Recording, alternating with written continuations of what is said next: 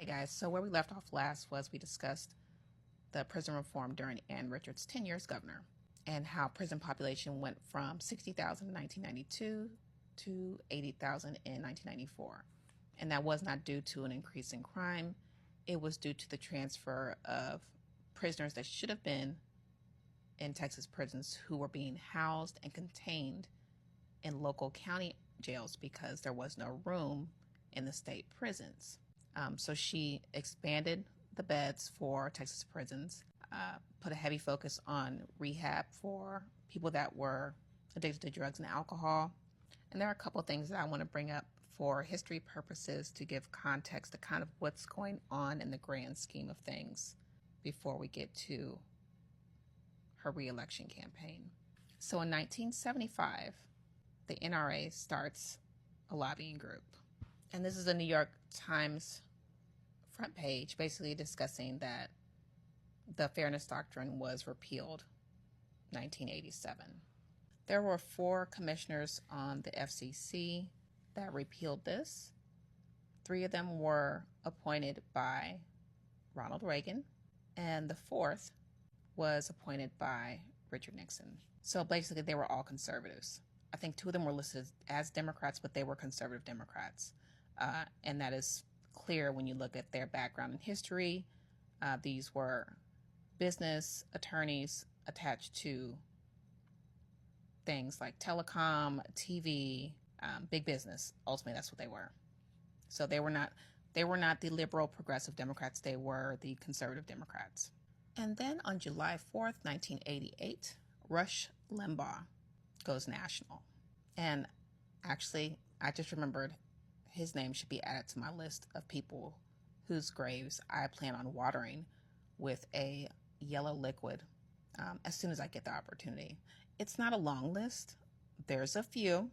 Okay, like 3 right now, but that's a different story. Anyways, and I'm including this because even though all these things are happening prior to Ann Richards getting into the governor's seat, it's important to understand that the things that were happening in the background on a national level, politically, all of the moving pieces that took place in order for all these very specific things to happen.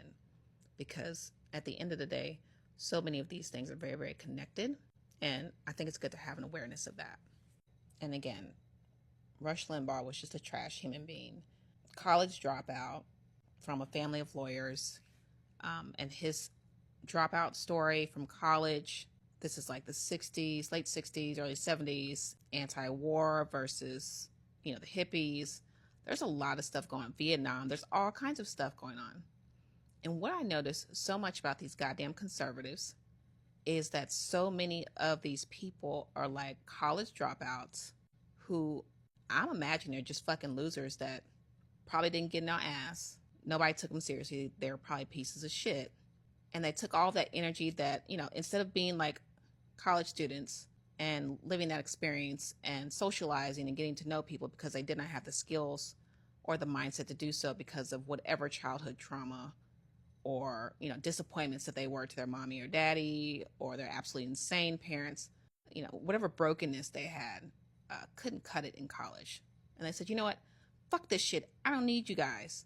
I'm going to go, do whatever topic it is that they decide to focus on, which in a lot of these losers' cases, it was to shut down the cool groups of people that they probably couldn't hang out with in college. They couldn't cut it. They flunked out, couldn't make it socially. So I think it was, from what I can see historically, it's a pattern that these losers, they couldn't cut it with their own peers. And they were fucking mad about that shit. And it feels like they wanted to get revenge. So that's my opinion. Again, it's a pattern that I'm noticing with these people. Think about Charlie Kirk. Look at Charlie Kirk. Remember, he's a college dropout. Again, all of these people are like failed something. Failed. The new age people are failed theater kids, Hollywood hopefuls. But these old people, it seems like they just couldn't cut it at that time. So they've wrapped all of this stuff up and wanted to enact revenge after these societal groups of people where they felt like they weren't respected as they feel like they should have been, which is insane. The fucking levels of narcissism that these people have is fucking crazy. Anyways, fuck Rush. Moving on. So in 1991, a gunman opens fire at a Luby's, kills 22 people in Killeen, Texas. He rams his truck into Luby's and just murders a bunch of people.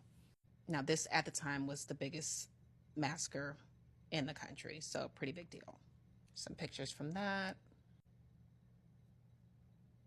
And then in 1993, we have David Koresh and Waco, all happening in Texas.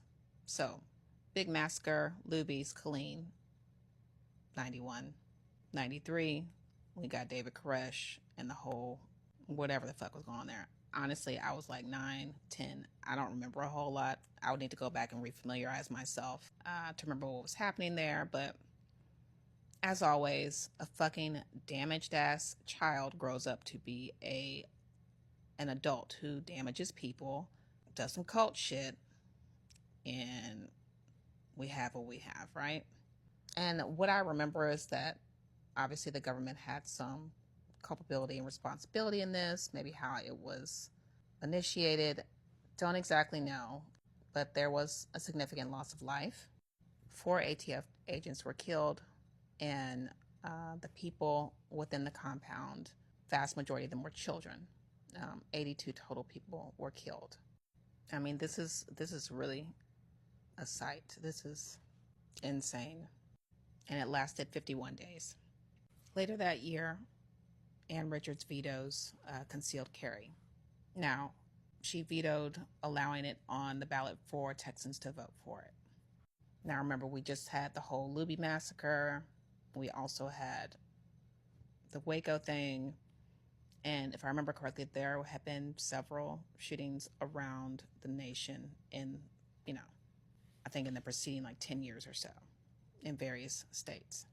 And a unique thing about this is her veto was publicly supported by law enforcement at this time. There's various articles that mention, news articles with, I think, the Dallas County Police Unions Association president, police chief of Houston, and a couple of other basic endorsements from law enforcement saying, great, we don't need this shit. We don't need concealed. We don't need to be worried about who has a gun and who doesn't, basically. So she had law enforcement support in 1993 when she vetoed this shit. Now, by 1994, 80% of NRA lobbying money was going to Republicans. Remember, they started lobbying in 1975. By 1994, 80% of their dollars was going to Republicans. And please don't hate me. I'm going to have to stop here because this is a lot more information than I originally thought it was going to be. I thought it'd be less time, but it's not. And I have to edit, and I'm slow. So I'm sorry. I'm going to have to continue on the next video. Please share this with Texans and let me know your thoughts if you learned anything new in this video.